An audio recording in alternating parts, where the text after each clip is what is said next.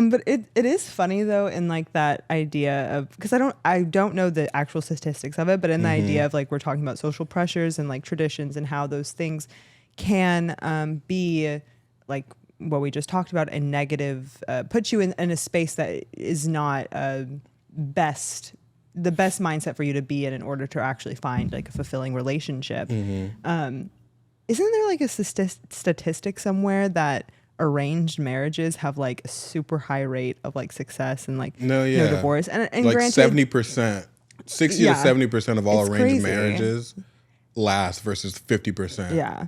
And like, who's to say like that number? Okay, so 60-70%, which is also that's just like insane, because America, we're at like 40 something percent like our I think divorce it's like rate. 46 to 48. Yeah.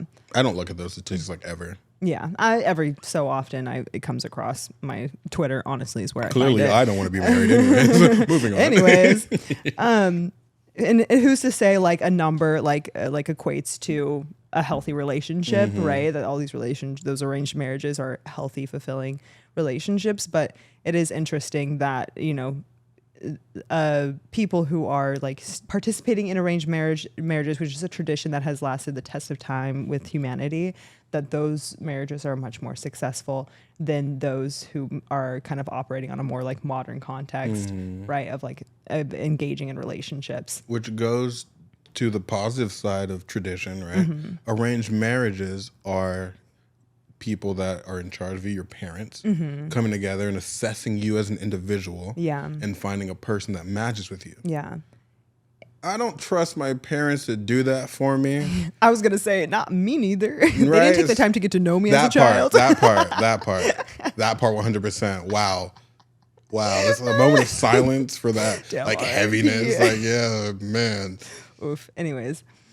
But oof. Yeah. So they don't have a firm understanding of who I am as a person. Right.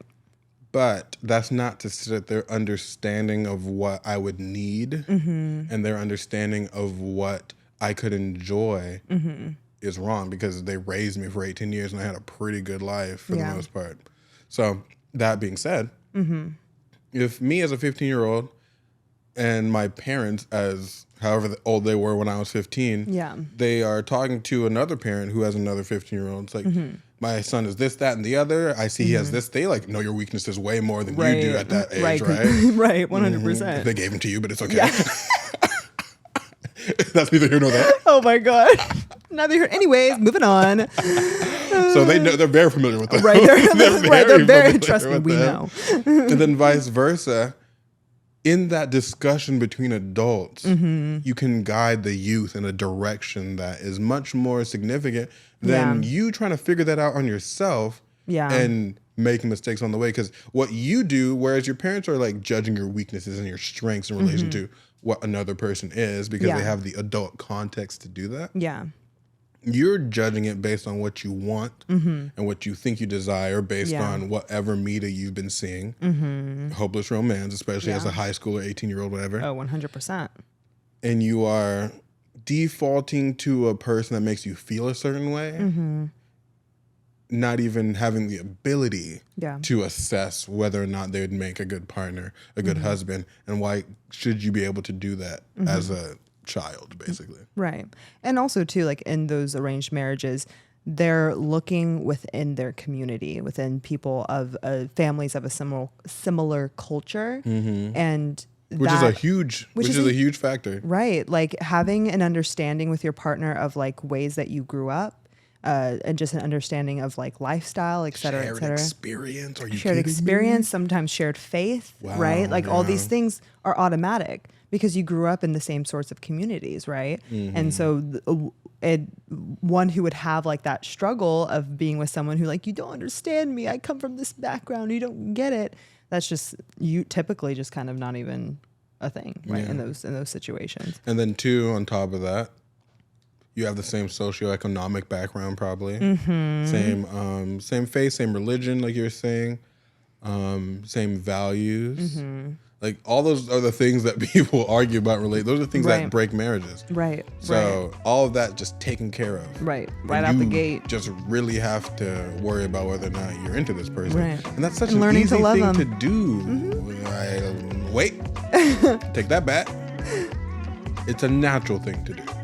I like that better. Yeah, it's a natural thing to do when you're living with a person. When you're married to a person, unless they're a witch. Yeah.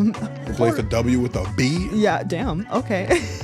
But very true. Unless they're like an absolute just horrible individual. Yeah. Then horrible human. For the most part, you are. You'll enjoy them. Yeah. Because you have all these things aligned already. You just have to build experiences and memories together. Yeah. That's a point for tradition if I ever said so myself. 1 point to tradition. Are you okay? Let me put down this glass of wine. This is, sir, ma'am, what is going on? I do not know why that came out of my mouth like that. I don't know what's going on. She's tired, y'all. It's fine. I am very This tired. is exhaustion. I did preface at the beginning of this episode, so everyone knows. And you have been utilizing that this entire time. Good for you. Good for you. Thank you. Oh, yeah.